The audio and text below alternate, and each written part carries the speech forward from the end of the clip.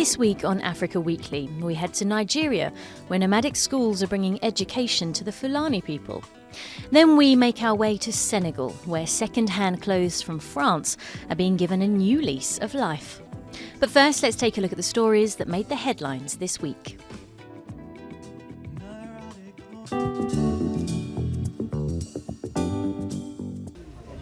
More than 100 migrants are missing after their boat sank off the coast of Libya in what might be the worst tragedy in the Mediterranean this year, according to aid agencies. About 145 migrants were rescued by the Libyan Coast Guard. The migrants were apparently headed out to sea on 3 boats lashed together, with survivors saying a total of almost 400 people were on board. Most of the rescued migrants were from Ethiopia and some Palestinians and Sudanese. Funerals took place in Mogadishu after 6 people were killed and the mayor of Mogadishu was wounded in a bombing at the mayoral offices in the Somali capital. The attack was claimed by al-Shabaab jihadists who were targeting a UN envoy. United Nations Special Envoy James Swan had met the mayor and had just left before the blast at the headquarters of the Banadir district. A security source said a suicide bomber had entered a hall where the officials were meeting and detonated the blast inside. Sudan's military said it had arrested a top general and several others over a foiled coup attempt announced earlier this month. It said the plot aimed to reinstall the party of longtime leader Omar al-Bashir, who was ousted by the army in April after months of protests against his iron-fisted rule. Ugandan pop star turned leading opposition figure Bobi Wine has officially announced he will take on veteran President Yoweri Museveni in the 2021 national elections. On behalf of the people of Uganda, I am challenging you to a free and fair election in 2021. Wine has long hinted he would throw his hat into the ring and last month said he was ready to take him on, referring to the 74-year-old Museveni who plans to seek a 6th term in office in the presidential election.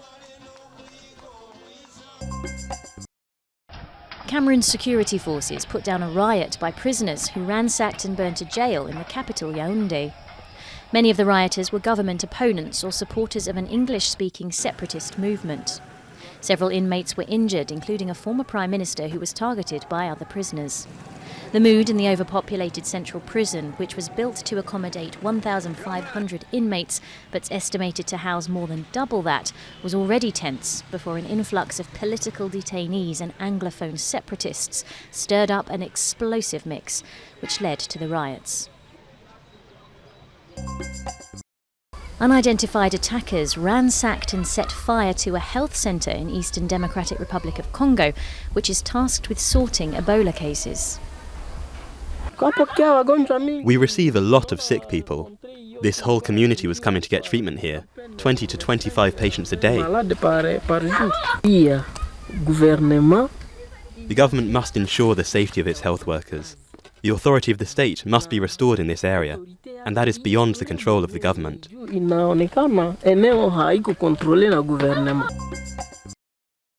Hundreds of people arrived at the Sandton Convention Centre in Johannesburg to honour the life of anti-apartheid singer Johnny Clegg, who died aged 66 after a 4-year battle with pancreatic cancer. British-born Clegg was a pioneer, blending Zulu rhythms from his adopted South Africa with Western styles, all while defying apartheid segregation laws.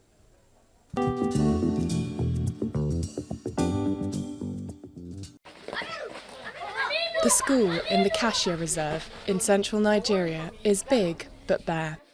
The students have no desks, chairs or pens, and also have to share 4 teachers between them. Yusuf is 16 years old. He is ambitious despite the education being limited at this institution for the children of Fulani herders. I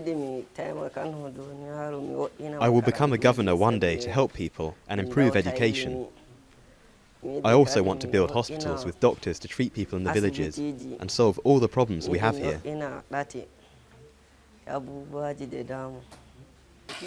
As the children help their parents take care of the herds, the school has created a flexible curriculum to suit these children's needs. The government said that all Nigerians, all citizens must be literate and numerate. And they consider that there are some children, because of this rearing, they are unable to, they don't have opportunity to attend the school. The reason that one, they established this nomadic school. The government has been promising to build other schools adapted to the constraints of Fulani herders for decades. But these are rarely built, and when they are, they lack resources, making the work for teachers there a challenge. Considering the number of the teachers being in the nomadic school is not quite enough compared to the other schools.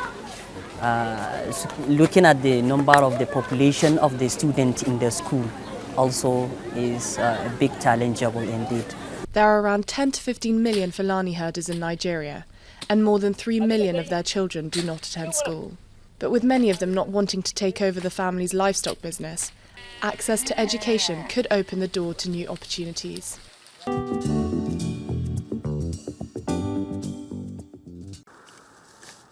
30 tons of unwanted clothes and fabric are dropped off at this depot in northern France every day. Here they're being sorted in what's the first step in their long journey to a new home. 10% of the items will be sold in charity shops in France, another 10% goes to Eastern Europe, and 40% heads to Africa, while the rest is recycled. A pair of jeans in very good condition, that'll go to a shop in France. Some tired jeans, Africa. A ripped pair of jeans, it's not lost. We turn it into insulation, which will be used for 20, 30 years in a house. So that's how we save the planet. In a small town called Diamniadio, 30 kilometers from the Senegalese capital of Dakar, the sorting process starts all over again. And it's not just the clothes that are being given a second chance. It's allowed me to send my children to a private Catholic school. The teaching there is great. I wanted it before, but I couldn't, not on my husband's salary. Next stop, the Colobane market in the heart of Dakar, where thrifting is popular, especially items from Europe. I think it's better value for money. You can buy dresses and tops, jeans which are big brands and cheap and are more resistant than the ones you find on the market. I prefer them to Chinese-made clothes. France exports tens of thousands of tons of clothes to Africa every year, but while consumers may be glad of the cheap hand-me-downs, the resale industry is leading to the destruction of local textile businesses.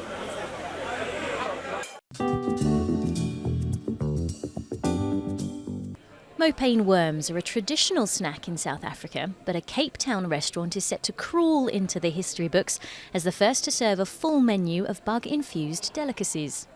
The Insect Experience, which opened its doors this month, is offering an alternative food source to the city's mainstream culinary experience. The restaurant was opened by Gourmet Grub, a company that's already introduced Cape Town to dairy-free ice cream made from insect milk.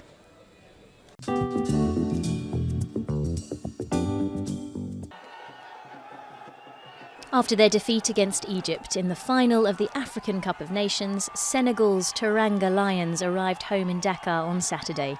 They were welcomed at Leopold Sedar Senghor International Airport by thousands of grateful Senegalese fans. They were then received by the head of state, Macky Sall. Mes chers lions, dem ngeen ba jeex. My dear lions, well done and thank you.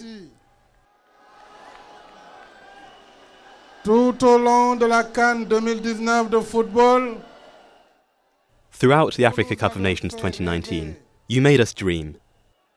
You gave us happiness. vous nous avez fait vibrer. And you made us feel alive by tapping into our ancestral values of combativeness and solidarity. De solidarité. That's all from us at Africa Weekly. Until next week.